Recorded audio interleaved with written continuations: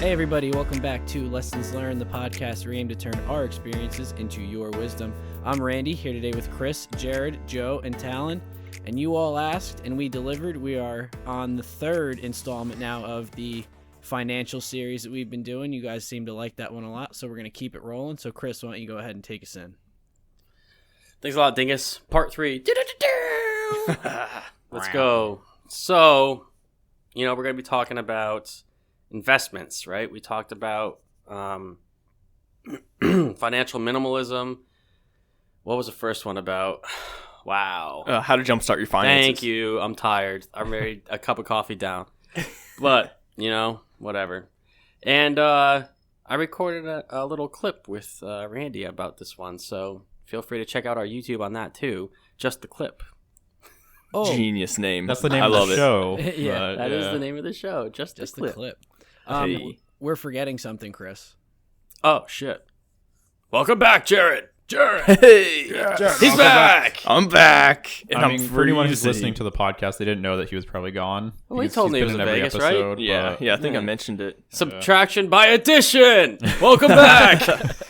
Oh, dude, being in Vegas where it was 70 degrees and then getting in my car this morning and reading the thermostat and it said -6. Oh, yeah. Oh my Nice. gosh. Dude, I'm looking at you right now, and I could see a little bit of a tan. Yeah, It's dude. nice. Like after I got my workouts in, I went out to the turf field and flipped some tires with my shirt off, Yeah, trying to get a be tan. swole on Instagram and shit. no. Yeah. Dude, What a tool. I took advantage of the good weather. Don't worry, I didn't take it for granted.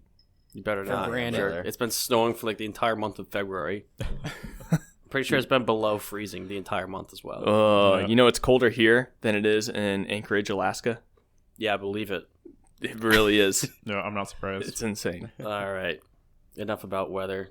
Finances. This is something that would heat your spirits, right? Ooh. I hope so. Kind of person. All right. So we're going to talk about types of investments. We're going to talk about when you should start and talking about what we do. So that's kind of how the episode's going to flow. And, well, we'll get into it. So, Talon, financial guru over here. Why don't you take us away? Yeah, so starting off, when you should kind of invest. So you talked about the first episode, jumpstarting your finances. We mentioned you should pay off your debt, and that's probably one of the first things. So anything that's above kind of like 4%, you should be paying that off, because immediately if you pay off debt, you're getting that return of that 4% or whatever it might be. That's a free return. Like, exactly what you're getting, no questions asked or anything like that. You should pay off that, and then you should be starting to get emergency funds. Mm-hmm. And then once you kind of have all those things, we talked about in last financial episode, we talked about financial minimalism, and that's mainly so you can start saving some money. So once you start saving money, this is now when you should try and start investing. So one of the main reasons why you should invest is because year after year, the dollar loses value. Pretty much all currencies lose value at some point. And it's just called inflation, and it's built into the system. The Federal Reserve purposely does this on purpose, because inflation Purposely is does it literally on purpose? purposely does it on purpose. Yes. Yeah. Mm-hmm. Because the cost of goods are meant to go up. Because, this is how the market should be. An apple shouldn't cost $1 for 100 years. An apple should go up in price because there's probably less out there and there's more people. So the value needs to go up at some point. And that's all that inflation is. And if you own a business, you want your your prices to go up at some point. And that's all that inflation is. So if you have your money just sitting in a checking account or even in a savings account, because currently savings rates are at a really, really low rate right now. So if you have money just sitting around in those accounts, quite frankly, you're losing out on money all the time. Year after year, you're losing around 2%. That's the average inflation rate. Sometimes it's higher, sometimes it's lower. But that's just the benchmark inflation rate. Yeah, Randy. Yeah. In just All a clip, So, we well, talked yeah. about we talked about a funny place. We didn't tell where it was, but Randy told me this funny place where he kept his money at home, and he's like, "I just found this stack of money." I was like, No way. Oh, What? no. Yeah. I was like, No, dude, you didn't. You're like the person who keeps it under his mattress and just like, Straight up. That's Oh, the money. man. That's the money But that I he- invested. But you Yeah. lost it and found it, so Well, I didn't. He didn't lose it. I He just didn't realize it was there. Yeah. It was like something his parents set Exciting. aside for him and stuff. Yeah. So Oh, it it's was like, exciting, especially because it was a relatively large number. well, we can talk about it. You invested. It was $3,000. Yeah. So Yeah, So, nice, nice chunk. I wonder how much value it lost though. this motherfucker, he goes, yeah, I realized I had $3,000 extra today. I was like, dude, what? Invest that shit. Dude, What are you I wish doing? I had that issue. I like that. I realized. Yeah. So Wow. So Chris said, invest that shit, and I was like, yeah, let's do it. So for all you guys to know, I actually made my first investment on Friday. Dude, Yeah, congrats. bam. That's awesome. So You're a real boy now. Ask. yeah. So as someone who's like a beginning investor, because I just started myself, I have a lot of questions. So number one, which you already answered, is how do I know if I'm ready to invest?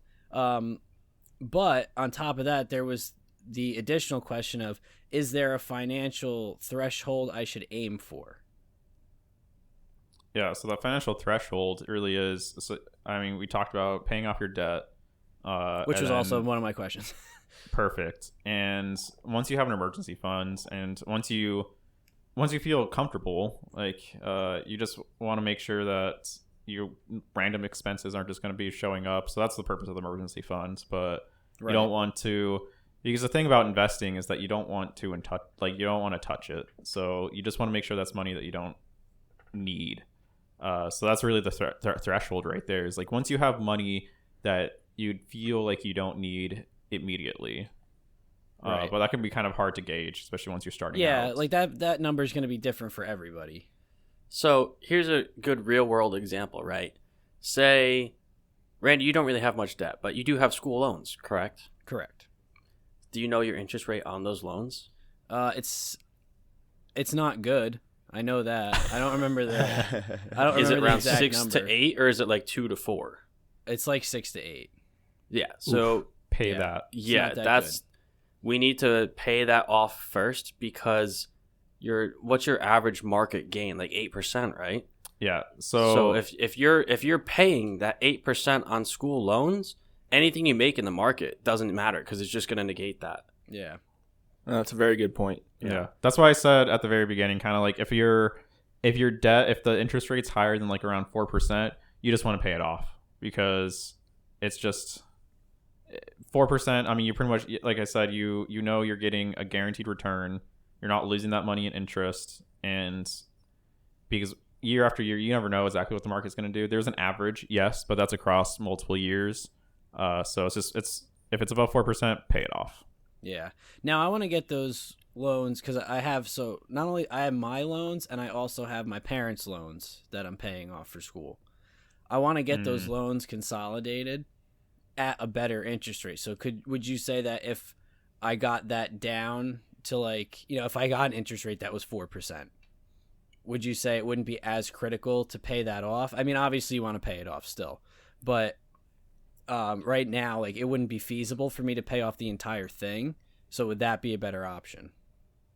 So yes, definitely. If you can refinance those loans, especially right now, interest rates in all loans are super low. So really, You could probably get that down to 2 right now. Yeah. first, yeah, you probably could. And honestly, I'm surprised that I don't know if this was an option for you because of COVID. A lot of student loans had kind of like a period where you didn't have to pay them. Yeah. So I did have that forgiveness period. However, I did continue to pay it because I do want to get it done with. So like Okay. during that period, I was still paying off the loans. Yeah. But definitely you should look into refinancing them. You can refinance them into just one loan, like you said. That's just to reconsolidate them. I don't know. I haven't taken out student loans myself, but I'm sure you can probably just talk to whoever lender that you used before. I'm sure if you ask is like, hey, can I refinance this? Or you can just search around on the internet and a trusted company, just Google like refinancing student loans or something like that. And I'm sure you can definitely find something and you can get that interest rate low. Yeah. A lot lower than what it is. Yeah, I would make that a priority before you invest any more money. exactly. Huge Right. flex. Yeah. So that's one part, right? So then let's talk about the types of investments that are out there. So we got retirement funds, we've got individual stocks, right? So how do you know, like, what are you trying to get? Like, what is the end goal for people? So for me, you know, I was lucky enough to have my mom who kind of does this for a living. Again, she can't tell me what to do because, like, what to invest in. She could recommend stuff, right?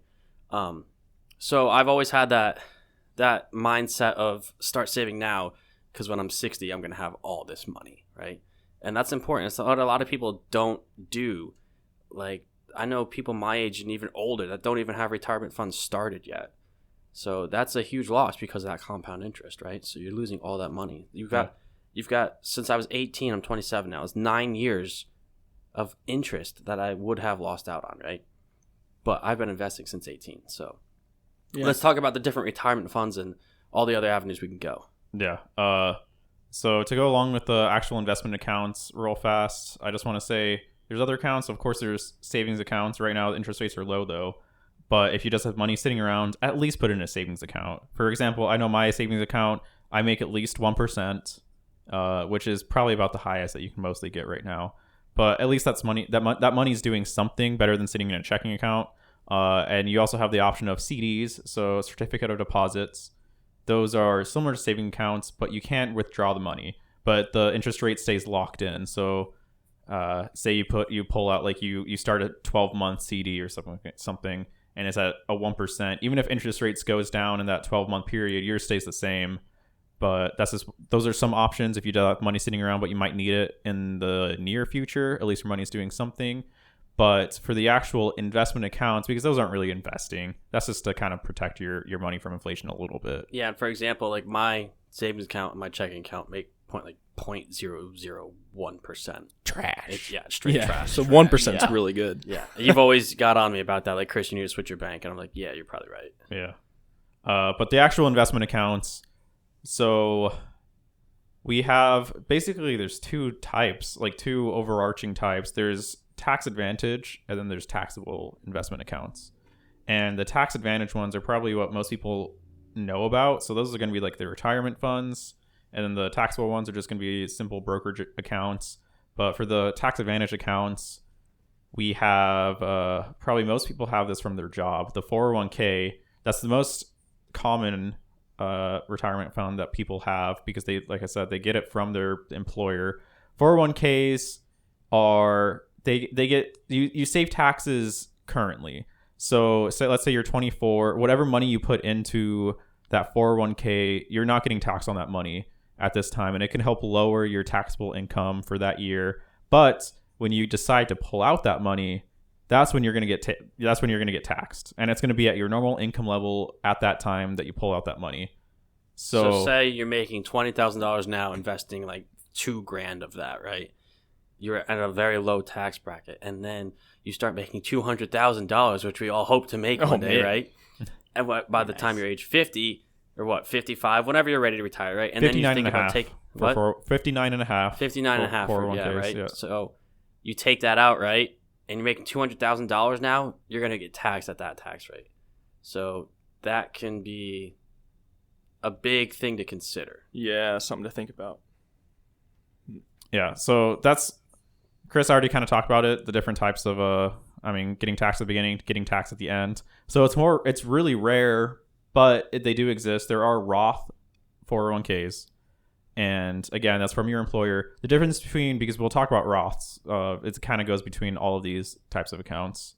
But Roth is basically, it's just the opposite of a normal traditional account. Since you get taxed now, and then you don't pay taxes later on. So in Chris's kind of example right there, you're making $20,000 now, really low tax bracket. So you're going to get taxed on that money now, but at 59 and a half, if you pull out that money and you're making $200,000 a year and you pull out a crap ton of money from whatever you've invested all that time, you don't have to pay any taxes on that. You could be making millions of dollars, and if you have money sitting in a Roth account, you won't get taxed on any of that. Because that'd be like double dipping, and you can't. The government doesn't do that. Yeah, exactly, because you got taxed at the beginning. Yeah. And that's, in my opinion, I really do feel that Roths are the way to go, because most people when they're young, they are in those lower tax brackets. And when they're older, I mean, you might as well save the taxes then. And in my personal opinion, I feel like taxes in the country is probably going to go up over time. That's just how I feel. Yeah, historically they do. Yeah, exactly. So even if your income doesn't go up too much, I still feel like taxes are probably going to go up to some degree. So I'd rather save the money later on, especially after all the compound interest works with you. Because if you invest like $100,000 at the age of like 59 and a half, you're probably going to be pulling out $500,000. So it's Right. You might as well save the money on all of that compound interest over the time that you've had it invested. So they talked about 401ks, both, traditional and Roth 401ks. And for all the government, federal government workers and everything, we don't have 401ks. So for all of Chris, Jared, Joe, and I, we don't have 401ks because the federal government uses something called the Thrift Savings Plan. That's what they use. It's pretty much the same thing, though. But we invested in like certain funds. I don't remember what all of them are. Like there's a C fund, S fund, stuff like that. There's a C, S, I think there's like 5 or 6. So a C is like large to mid cap, and then Yeah. the S is mid to small cap, and then I is the I is international. international. And G is like bonds and stuff like that. Don't do that. Yeah, so here's a funny thing. Well, I can't say Is- that, but Jared, Yeah.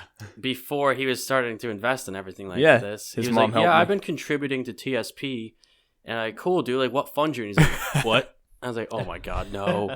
yeah. So I looked at it for him, and I was like, "Dude, you've been in the G fund for like 3 to 4 years. Like, you've missed out on a shit." No ton one of money." told me. Yeah, No. but it's funny because I switched it over for him during the crash back in May. Yeah. You've probably made a shit ton of money from that. Dude. So just so anyone in the military is listening to this, so I had all of my funds allocated to the G fund for 5 years. Yeah. And within 1 year, like I reallocated everything to the CSI, and within 1 year, See, I made more money than I did those 5 years combined. Yeah, so we could talk about that Damn. real quick. Is was the gonna G say. fund, since it's like bonds, it's very low interest rate, but it's very safe. Specifically, the G fund is government bonds. That's what the Okay. G stands for. Right. So government bonds. Right. Yeah. So you make like maybe 1%, if that, maybe 2. I don't know exactly, but it's very low. Whereas the C, S, and I, you make way more than that. But you could lose a little bit more than that too. But It's a little bit more aggressive, right? yeah, a tad bit more. I wouldn't call it aggressive by any means, but it's more aggressive than bonds. Bonds are like almost like guaranteed, like it'll go up, but just a little bit. Yeah. But swaying off the topic of accounts real fast, just so everyone knows, stocks, that is where you own a piece of a company. It's a share. So you buy a stock of Apple, you own part of Apple. If you buy a bond, that's basically you giving out a loan to, if it's something like the G fund, a government bond, you're giving a loan to the government, and they are giving you back a certain amount of interest rate, essentially. And there's also corporate bonds where a corporation borrows money from you, and again, they'll give you a little bit of money back. Those are normally give you a little bit higher return, but of course, they're not the government unless the government goes away. That's why bonds are so safe, because it's like if the government, as long as the government stays around, which hopefully it stays around, otherwise the country's kind of doomed. Mad Max. Let's do it. Yeah. Anarchy. Yeah, I don't you're think your going to be money's getting going to matter at that point anyway. Yeah, exactly. But that's why the government's going to be sticking around, so they're going to be paying you that rate back. And same with corporations. As long as that corporation's around, they'll be paying that back. But that's the difference between stocks and bonds, and that's why that G fund didn't earn Jared all that much money. Right. And I want to talk about, so since we're on the topic of TSP, you've mentioned it. So we have the option to, it's almost just like a 401k, right? We have traditional and we have a Roth. We have the option to choose which one we want. And so I've chosen Roth, and I've been doing that my entire time because, again, I'm paying taxes when I'm younger and I'm making less money. And so I don't have to pay it when I take it out. And now the Air Force actually switched to a different retirement plan for us. A year ago, 2 years ago now? 2 years ago, 3 years ago, maybe 2 years years ago, I think. Blended. Yeah. It was, yep. Yeah, so they used to give us a retirement. You get like half your pay times like this whole equation, right? Not going to get into it. But now they gave us the option to switch to something where the percentage we get is a little bit less, but they will match 5% of what you invest in the TSP, right? And people were like, well, I don't know if it's going to be worth it. Like, I don't know. Here's another thing to consider is in the old retirement system, if you got out before you retired, like 20 years, you didn't get anything. This new one, you can get out and you still get what you've invested, which is great, right? That makes sense. Like if I want to get out after 4 years, I've put money in, I've made money already, and I can get out and take that, right? I couldn't do that in the long run. It was like all for nothing. But on top of that, so it's like a safety net. Like maybe you might not make more if you retired after 20, but you have something, right? On top of that, they also match 5%. So I just posted an Instagram story, 2 days ago? And I didn't talk about the numbers, but they've matched quite a bit of money for me because I invest 15% of my income and they match 5%. So I'm investing 20% of my income into my retirement fund. That's insane. Yeah, dude. So when I saw the amount of money they've matched in 2 years, I was like, whoa, that's nice. Nice. Nice. But here's the caveat, right?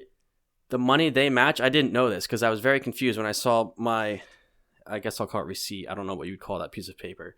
But there's a traditional section and it had money in it. And I was like, but I'm in a Roth. I don't understand this. So for all you Air Force people listening, whatever they match is in a traditional fund. So you will pay taxes on the matching contributions when you take it out eventually. Oh, really? I actually Yes. did not know that. It's Yep. so the Air Force or the federal government doesn't have to pay taxes right now because it's not going to be That their obviously money. makes So sense. why would they pay taxes on it? Right. Putting it into a Roth, exactly. Right. So That that's makes just sense. I one didn't thing know to that. consider. So say you see like 20 grand that they've matched over like 20 years of you being in, you're going to pay taxes on that 20 grand. So just something to consider. Yeah, exactly. And for 401ks, a lot of companies out there for 401ks, they also do matching. A lot of times it's higher than the 5% that the Air Force gives us. But that's all up to your employer and everything. And honestly, if you're a small company, if you're like really into investing, heck, bring it up to your employer. Be like, hey, this would be a great thing. Help your people out or whatever. And yeah, so 401ks. That's honestly, so if anyone has an employer match, that is always the best thing that you should do. That is the first investment you should always go for because it is 100% free money. Yeah. It free really money. is. Yep. Like for Chris's example, he invests 5%. I mean, he would do that anyways. And the government lawyer's just like, here's an extra 5%. It's free money that he doesn't have to worry about. It's a guaranteed doubling of your money. Yep. Of that first 5%. It's a free doubling of your money. That's crazy. So you should always take that. That should be your first thing that you should always go for. But yeah, so we talked about 401ks, TSPs, pretty much the same thing for the most part. The great thing about both of them is that they have really high limits. So 401ks and TSP for the year of 2020, they both had limits of $19,500. So that's how much money you can invest in those in 1 year. That is the limit.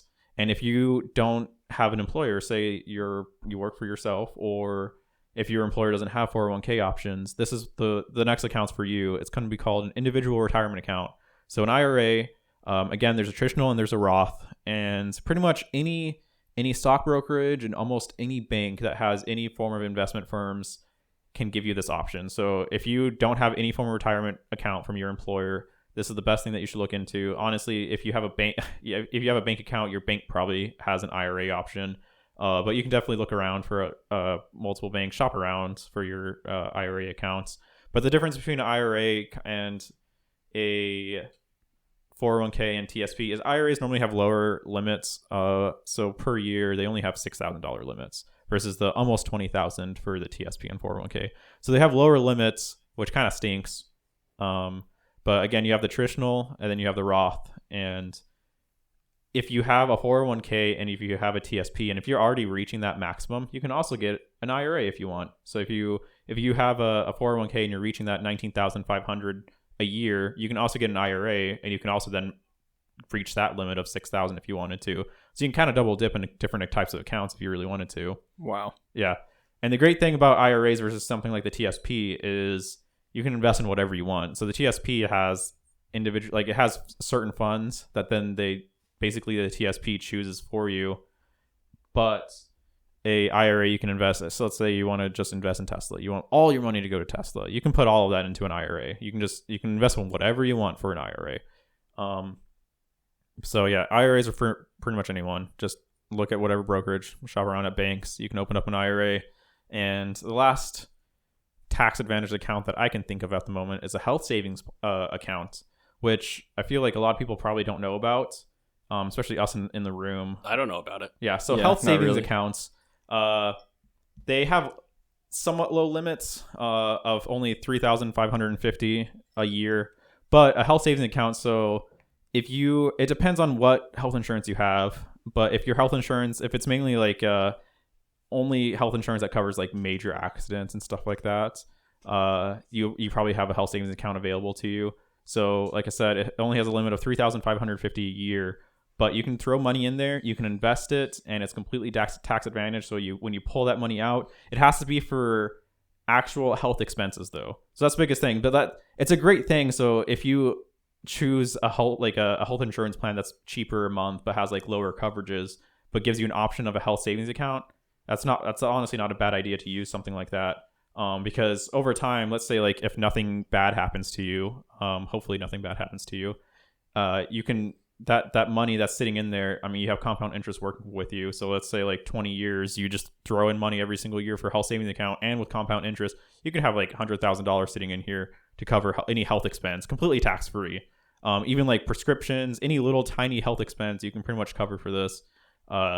So if What you're, does it get invested in? huh? What does it get invested in? Whatever you want, just like an IRA So or like anything like that. You can stocks? choose whatever you want. Oh, Wow. dude, that's awesome. Yeah, exactly. So if you're in any kind of, if your health insurance allows you to use a health savings account, go for it, because it's probably money that you're going to use at some point. Like I said, you can use it for prescriptions. You can use it when you're like 90 years old to cover hospital expenses or whatever. Like you can use it whenever you have any health expenses. So it's something that you're probably going to use. You might as well take advantage of it. So if you're young and healthy and don't have any medical expenses right now, you can opt for a cheaper plan and invest more instead of paying more and not investing anything. So Exactly. Dude, I that's have a awesome. question on that, because it's actually the reason why I didn't invest in the health savings account at my job. You knew about this? What's that? Yeah, I knew about You this. knew? What Yeah. the hell? You probably heard about it, but didn't know about it. Am I right? No, I knew about it. Okay, well, Dick. Yeah, never because like we have to pick our insurance benefits every year at my job. So here's one of two reasons why I was hesitant to put money into it. Number one, I don't plan on staying at this job, and that means I don't know what my insurance is going to be once I do leave. So I guess first question would be, if I were to leave or like lose my health insurance for whatever reason, what happens to that money? It's going to be similar to what happens in normal retirement accounts. If you kind of leave like your employer and everything, you can then, whoever insurance that you go with the next, you can keep that health savings account, even if you change insurance companies and everything like that. So Gotcha. you can change insurance companies, but still basically roll over that health savings account, because normally the health savings account isn't even with the insurance company. It's just up to depending on what plan you have with an insurance company, you can then be able to open up an HSA. So Okay. whoever you open it up with, basically to open up an HSA, you basically just need, it's a document from your insurance company basically saying that you're an eligible plan, and then you submit that to whoever you're opening up the HSA with. Right. And that's basically the proof that they need for you to open it. And the HSA is going to stay around even if you change insurance companies. So if you change Alright. insurance companies, you can still use that HSA. Yeah. So it's not like they're just, all right, you're not using us anymore. Here, take your money. This is what you've earned. Yeah. Which that answered So my real- follow-up, because my follow-up was going to be, where I've been with my company for 4 years. I've had insurance to them for 3, and we've had 3 different insurance companies since I started getting insurance.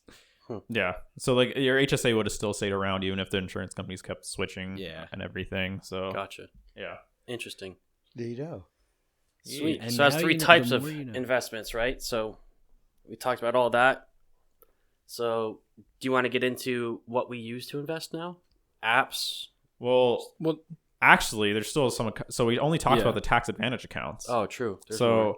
after tax advantage accounts, so in all honesty, like I said, the first thing that you should do, reach your employer match in 401k, TSP, whatever it might be. Reach that. Reach whatever. You should probably max out your Roth. Like if you have an IRA, probably max that out. You might as well. It's all tax-free money. Might as well take advantage of that. But if you need money, if you want your investments and use them before the age of retirement of 59 and a half, this is for you. So taxable accounts, that's just really like what most people probably see on the news about investing and everything. Taxable accounts, just random like whatever brokerage. There's so many out there. There's Robinhood, there's Acorns, there's M1 Finance, Webull. There's so much out there. So that's like it's like I said, it's just a taxable account. There's no tax advantages to it or anything like that. So it's after tax money, so you pay taxes on your income. You can put money in there, and when you withdraw it, you still have to get taxed on the withdrawals. So on your gains.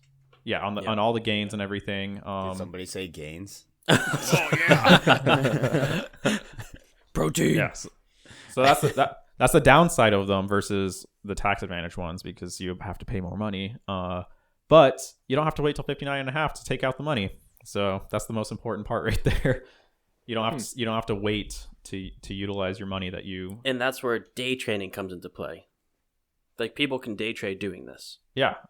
So talking about investing, there is a lot of people that only really see it as see things like day trading. So day trading, swing trading, anything like that. A lot of people wouldn't consider that investing. Investing is normally something that you consider a long-term thing that you kind of have expected returns for.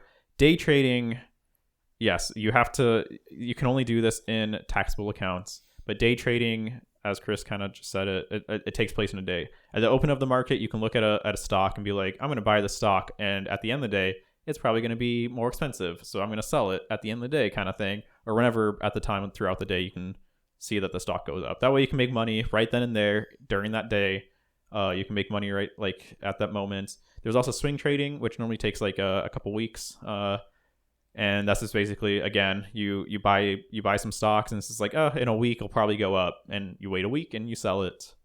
But you can also just invest long-term things in these taxable accounts. Of course, it's up to you. It's your stocks, it's your bonds, it's your whatever. You can take it out whenever you feel like it. You can hold on to it for 100 years if you want and give it to your kids, whatever you want. You don't have to day trade. You don't have to swing trade.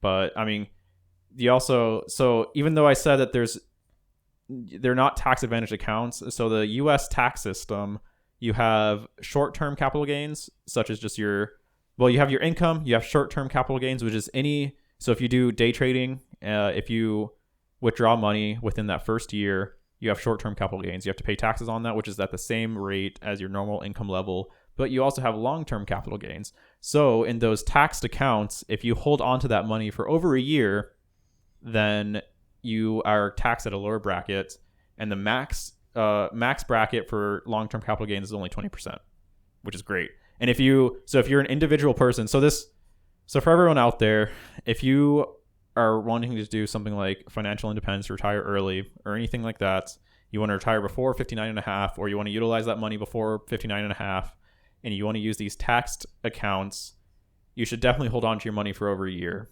unless you are doing day trading and you're making significant money from that. But in my opinion, day trading, unless you're an expert at so many things, it's basically gambling. If you're just a random person that doesn't know a lot about investing in these stocks and these companies, then you're gonna lose it's gambling. money. That's like this I whole. was just 100% that to take care of. That's a gambling. It's funny because this whole Reddit thing just happened, right? Yeah. Right. This whole Robinhood scandal, air quotes, yes. right? And I called you, Talon, and I said, "Hey, dude, did you hear about this? Like, what's your opinion?" Like, I didn't by no means was I like, "Yo, let's throw money in." Like, I didn't hop on the train, right? And I called you and I thought about it because that's emotional investing, which I talked about in just the clip with Randy. Don't want to be an emotional investor. That's how you lose money. But I called you and I was like, "Hey, like, have you heard about this?" You're like, "No, I have no idea what's going on. What are you talking about?" I was like, "Just do a little bit of research." And so you looked into it, and I was like, "Are you going to do it at all?" I was like, "No, of course not. Like, why would I do that?" Because that was like day trading. That's exactly it right there, right? Not specifically one day, but in my mind is the same thing, right? Because you're going to take these people on Reddit's word for it. You're going to listen to the internet, which is never a good thing. And you're going to invest, even maybe if you invest in like little increments, like $20, like who cares, right? But you invest a couple $100 and you're expecting this thing to rise, and all of a sudden everyone sells, and you like missed the tweet or you missed the Reddit post or whatever, right? You lost all that money. That's the Yeah. problem, because it's literally a troll.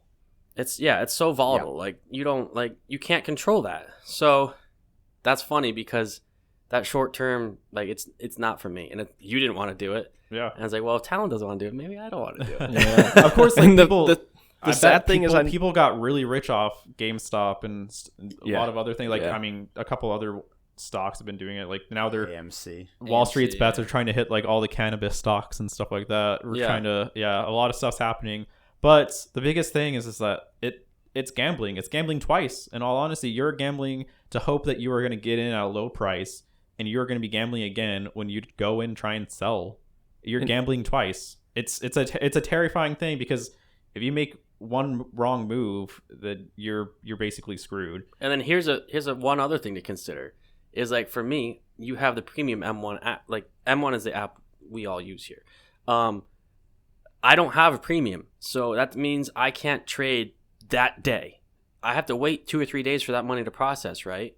Yep. So if I click sell today, it's not necessarily done until 3 days from then, is it? Is that correct? And that's actually a big reason why M1, Webull, Robinhood, they all, the big controversy around them is that they were trying to manipulate the market and everything. The biggest reason why they had to stop buying and everything is because selling and buying stocks, there's a lot that goes into it. There are clearinghouses that these funds have to go through, and why Robinhood had to stop is because the clearinghouse that they're working with, they're like, we can't do this, because if the stocks aren't there, or if the money isn't there when we go to buy that stock, guess what? We're out of that money. This clearinghouse has to pick up the slack if anything happens within that 3-day period. Because the problem with GameStop is the reason why the price went up is because there wasn't enough stocks. Because the stocks were shorted. Basically, you borrow, like a hedge fund borrowed stocks, and they let someone else borrow those stocks. So there's 100, like let's say there's 100% of GameStop stocks out there. Well, 110% of that was gone because people were borrowing stocks that didn't exist. Essentially, they were borrowing stocks that were being borrowed from someone else. So there wasn't enough stocks out there, but people owed other people to give those stocks back because they were borrowing from them. So that's the biggest thing. So those clearinghouses would then go to buy those stocks, or they would sell those stocks, and there wouldn't be someone either there to buy those stocks that the person was selling, or the clearinghouse would go and buy those stocks, but there's no stocks there. But they still have to buy that stock because someone gave them money. And it's just like they have to pick up the slack, and it's just like what do we do? Like the clearinghouse is like, we can't just be giving out billions of dollars essentially. And so Robinhood just had to shut things down. They just had to be like, you can't buy, like, because what are they going to do? There's no stocks out there. They're protecting everybody. It was about protection. It was about protection, but at the same time, like, I mean, it's for the clearinghouse. Like because it's not up to Robinhood's opinion. Like it's not really up to them. The clearinghouse is like, we're not doing this. Yeah. Like it's up to them. It's like Robinhood can't do anything because they can't clear the stocks themselves. They're not a clearinghouse. Yeah. So stuff like that happens, and it is just a huge gamble. Like I said, you're gambling twice if you are doing something like that. It is a big issue for some people. I mean, yes, people probably made money, and Chris kind of mentioned like emotional investing.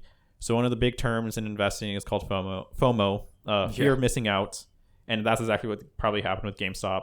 And so you see the price of something going up. So probably someone bought it like $5, and they're like, oh yeah, I'm 1,000% in. It's like $50 right now, and then it keeps going up and up and up, and so you experience something called FOMO, fear of missing out.